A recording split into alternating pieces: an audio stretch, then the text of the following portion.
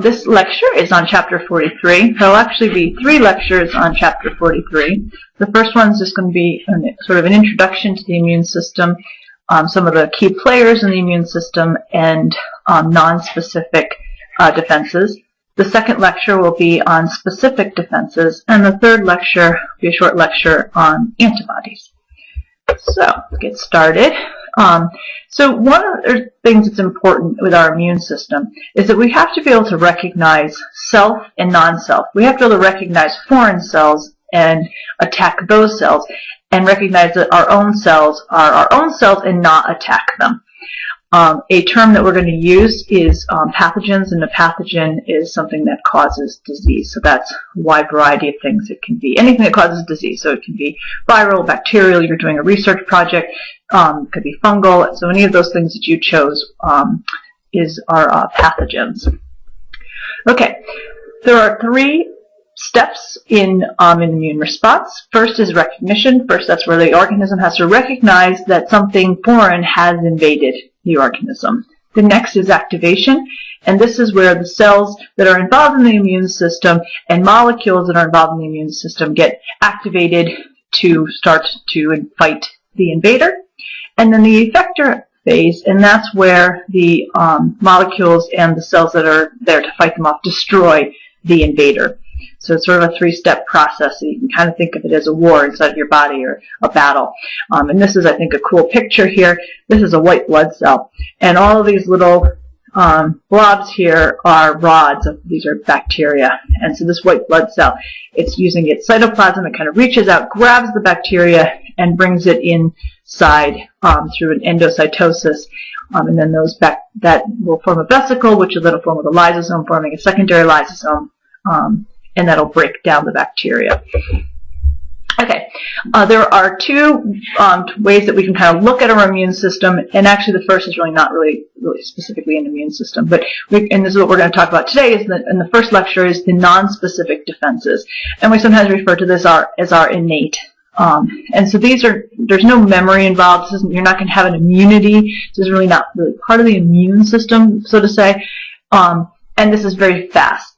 And the other type of defense mechanism is the specific defenses, and this is adaptive. It's a little slower, but then it's going to be longer lasting. You'll have antibodies that are going to have a memory, or cells that are going to have a memory for the pathogen that you've fought off, and so then you'll have a longer immunity to that.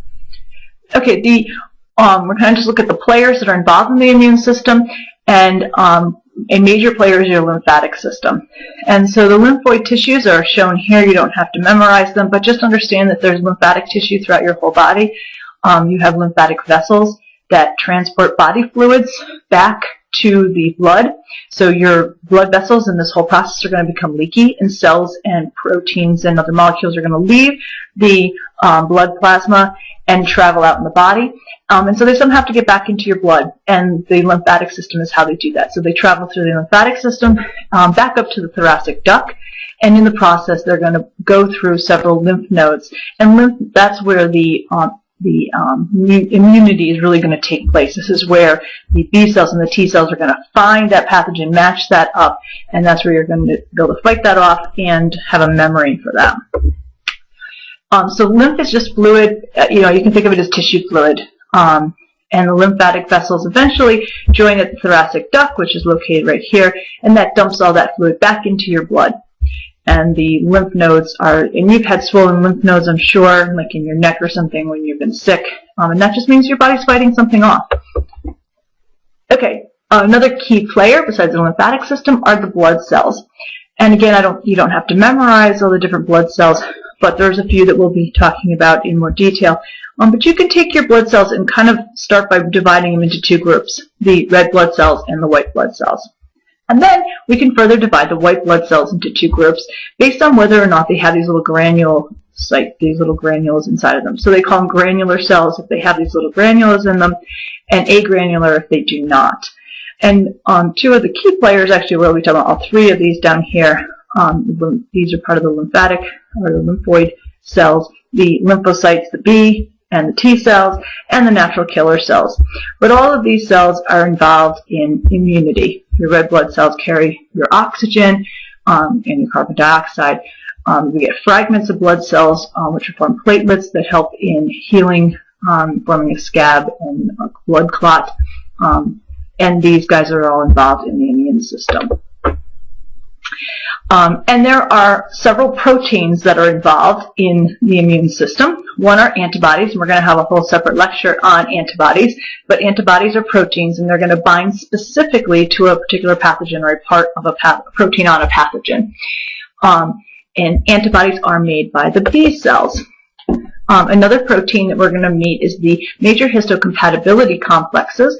And these are found in two classes, MHC1s and MHC2s. And MHC1s, we're going to see this in more detail in our second lecture. They're found on almost all cells. MHC2s are found on immune cells, on the phagocytic cells, and we'll see why that is later.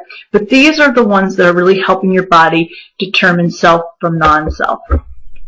The next are the T cell receptors. These are proteins on the surface of T cells, and they recognize and bind specific molecules on other cells that have been recognized as non-self. And they're really very similar to the antibodies that are found on B cells, but B cells secrete these proteins where T cells do not. The T cell receptors stay embedded in the membrane of the cell. And the last are cytokines, and we just did the unit on cell communication, and cytokines are really just the signal molecule for the immune system. So these are proteins that are going to bind to the surface of a receptor and cause some kind of signal transduction pathway to occur inside the cell. Okay, so the first line of defense would be the nonspecific defenses. So the first line of defense is really keeping things out of the body. So this is going to include the skin. That's your primary nonspecific defense. If you don't have a break in your skin, you don't have to worry about, for the most part, you don't have to worry about bacterial infection. But you know as soon as you get a cut or something, then you have to worry about bacterial infection. And the skin is your protector from that. There are openings in your body, however, and that's where bacteria could enter. So you have chemicals called lysozymes that are found in body secretions, and those will break down bacteria. Another way things can get into your body is through food, obviously. You're eating things. So your gastric juices are very acidic. And then your small intestine, you have bile salts, which are inhospitable to bacteria. A lot of your openings have mucus, so that may trap the bacteria or the things so they don't get into your body. And then you also secrete some proteins, and we'll talk about complement and interferon as we continue in the lecture. So complement is actually part of the specific and non-specific immunity. And so complement are just a series of proteins, and they can form what we call a MAC attack, or a membrane attack complex. So antibodies will bind to the pathogen. The complement proteins will then bind to that antibody. And when they're clustered, they will then form kind of a little circle or a little pore in the surface of the bacteria, and then they'll pop the membrane and destroy the bacteria. So you can kind of think of that as a MAC attack.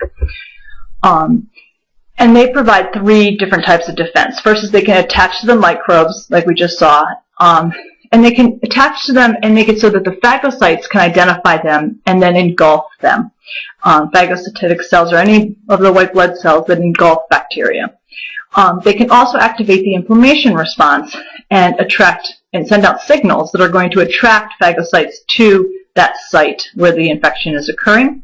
And then they can lyse invading cells like I just showed you with the MAC attack. Another type of non-specific protein that's produced is interferons. Interferons don't really help the actual cell that's been infected, but what they do is the cell that's been infected will release these proteins, and they will warn other neighboring cells that this particular pathogen is in the area, and then those cells can mount defenses so that they're less susceptible to an attack themselves. Okay, another non-specific defense is inflammation. And so we kind of think of inflammation as bad, and we do things to try to decrease inflammation, but really inflammation is your body's response to an infection. So a couple of the things that are happening here is mast cells adhere to the skin and organ linings, and when they're damaged, they release chemical signals. and that's going to signal nearby blood vessels and other proteins and cells in the area. Another is tumor necrosis factor, and this is a signaling molecule that kills target cells and will cause the immune system to be activated. Another is prostaglandins, and these are going to dilate your blood vessels. And this is where you're going to actually feel your pain, because they actually interact with the nerve endings that are responsible for pain. And that's going to make it so that you immobilize that area. You're going to protect that area so it will heal. But as the blood vessels dilate, remember these capillaries, and if you remember, are one cell layer thick. And so as they dilate, they actually kind of get loosey-goosey, and things kind of leave the blood vessels that way. And the last one you're probably all familiar with, and that's histamine, and that's where we take antihistamines. But this is what leads to those allergic reactions, that itching, your nose running, your eyes itching, and so on. But that's a protein, that's an amino acid derivative that's released. Okay, and the last thing I want to talk about in this lecture is some of the problems with the immune system. So the immune system is great, takes care of all these invading pathogens that can enter our body, but sometimes things can go wrong. And one of the things is that what we call autoimmunity. And this means that our body will start to attack things that it shouldn't attack. And so if it starts to attack its own cells, you can have different autoimmune disorders. If it starts to attack things like pollen grains, which are not a pathogen, you can have allergies. And so you're going to have some of the symptoms of being sick, but you haven't been invaded by anything. And then the last is sepsis, and that's when your response becomes too great and becomes systemic rather than staying in a localized area where the infection is occurring. Those signals travel throughout the whole body, and when blood vessels all over your body start to dilate, your blood pressure is going to drop, and ultimately you can die from sepsis.